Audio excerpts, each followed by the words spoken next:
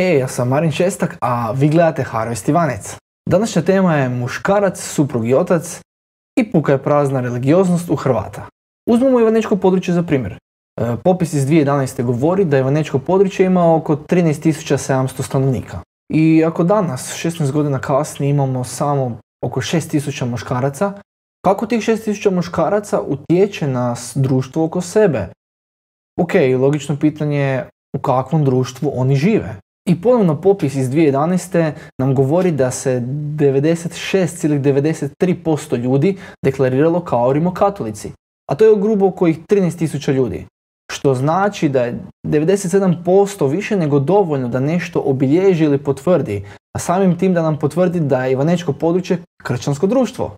97% znači da je cijelo društvo sve dobi prožeto kršćanskim vrednotama, načinu razmišljanja, ponašanja, izražavanja. I to bi trebalo biti vidljivo. Da li je to tako? Nažalost, nije. Realnost je puno drugačija. Društvo ovdje je okarakterizirano psovkama, alkoholom. Svi koriste Božje ime uzalud. Blate ga u psovkama.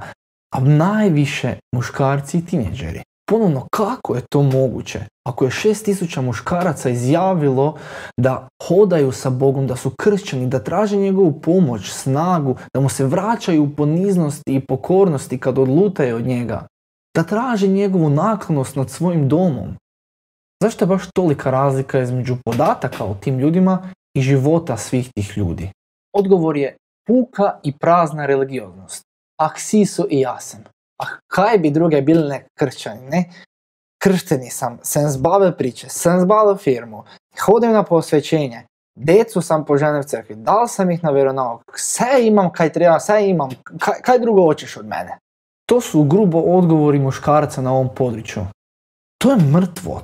Tu nema osobne strasti za Boga, osobne gladi, osobne vjere, suživota, hoda sa Bogom. To je prazno.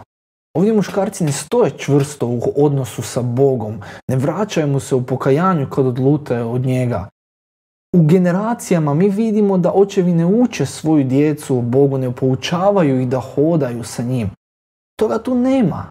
I naravno, djeca ne vide taj osobni suživot i hod sa Isusom Kristom, zato ga niti oni nemaju. I zbog toga obitelji se ne predaju Bogu u ruke da ih zahvati svojom slavom i veličanstvom i da zadobiju novu svrhu kakvu nisu mogli niti sanjati. Jer Isus kaže dođi i slijedi me. A tu velika većina ne slijedi Isusa. Tu nema tog obnovljenog razmišljenja, te žudnje za novim životom, za suživot s Bogom koji je prožet neprolaznim Božjim dubokim istinama. I upravo to je realnost ovdje i sada. Dobro, da li postoji nekakvo rješenje? Da li se to može promijeniti? Muškarci, zavapite Bogu da vas On spasi, očisti, da vas promijeni, da vam kroz svoju riječ pokaže kakav muškarac, čovjek, suprug, otac trebate biti.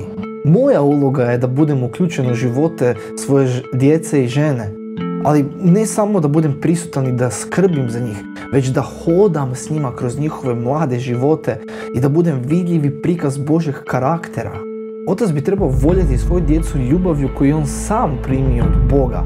Trebao bi nastojati zadobiti njihova srca, poučavati ih, disciplinirati ih, štititi ih od drugih utjecaja. Trebao bi biti primjer kako hodati u pravednosti. Trebao bi pozivati svoju djecu da postanu odgovorni muškarci i žene koji će živjeti svoje živote za ono što je bitno u vječnost, a ne za ono što je prolazno. Neki muškarci će ovo čuti i izrugivati se ili ignorirati.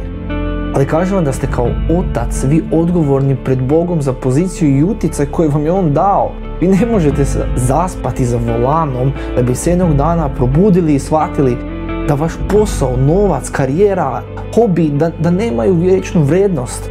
Ali duše vaše djece da imaju. I neki muškarci će ovo čuti i složiti se. Ali neće imati odlučnosti i hrabrosti da to žive jer nemaju živi i stvarni odnos sa Bogom.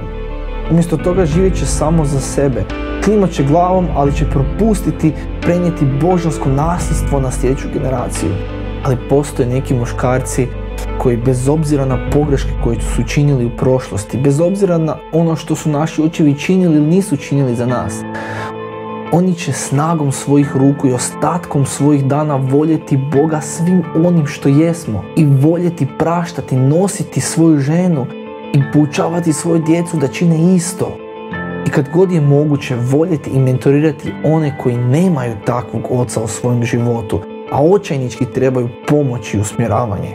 Zato Harvest Ivanec poziva sve one muškarce na području Ivanca koji su voljni i hrabri pridružiti nam se u ovoj odluci, da zavape Bogu: Isuse, oprosti mi, spasi me, mijenjaj me, učini me novim čovjekom, ti me usmjeravaj, ti me vodi, učini da budem čovjek po tvojem srcu. U našim domovima odluka je već donesena. Ne morate pitati tko će voditi moju obitelj, jer po Božoj milosti ja ću. Ne morate pitati tko će učiti mojeg sina i moju kćer da slijede Krista. Moja žena i ja ćemo zajedno. Tko će prihvatiti odgovornost uzdržavanja i štićenja moje obitelji? Ja ću.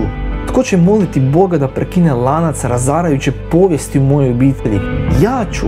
Tko će blagoslivljati i moliti za moju djecu da one hrabro vrše sve ono na što ih Bog pozove? Ja sam njihov otac. Ja ću.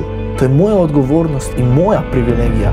Ja želim Božju naklonost i Božji blagoslov nad svojim domom. Dakle, gdje ste vi hrabri muškarci? Gdje ste vi očevi koji se bojite Gospoda? Koliko vas ima od tih 6000 muškaraca? Ili u ostatku Hrvatske?